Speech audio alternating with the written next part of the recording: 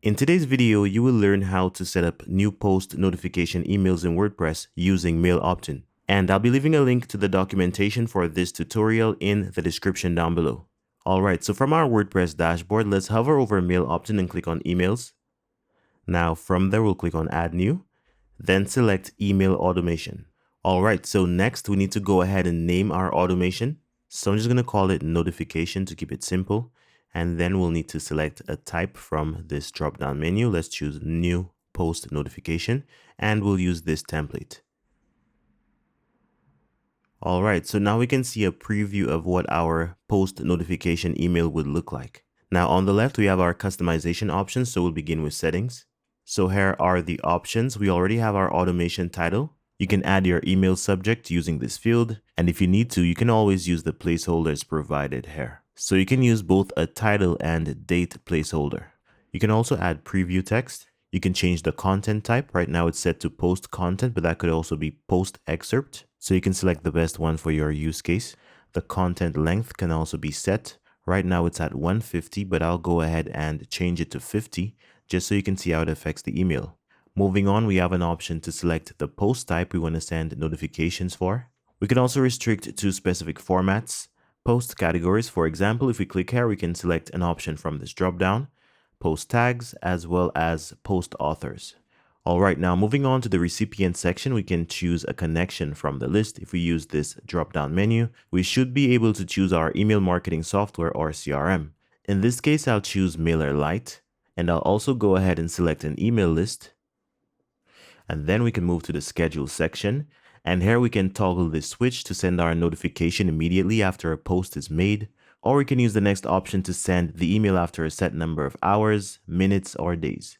Alright, so now we're done configuring the options in our settings tab. Let's go ahead and move on to the next one, which is body. So this one is quite simple. We just have an option to set a background color and add custom CSS. So we'll move on to the next one, which is header. And here we have an option to hide the header. We can see it in the preview. You can also add a logo to your header. You can change your header text and your web version link label text, which you can see over here. And you can also access this style tab if you want to style the elements in your header. All right, now if we go back, we can move on to content. And the first option here lets you edit the before main content area, which is right here. If I click on this button, it will open up the editor in the bottom. If I type some random characters, you'll see it up here. All right, so I'm just going to go ahead and remove this and close this content editor. So the same applies to the after main content area, which is right here. So if I open the editor and type in some random characters, we'll see it right after our posts. All right, so I can go ahead and delete this and close the editor. Moving on, we have post metadata, which will show up above your featured image if we were to check the options. So we just selected author, categories, and date, and we can see this right here in the preview.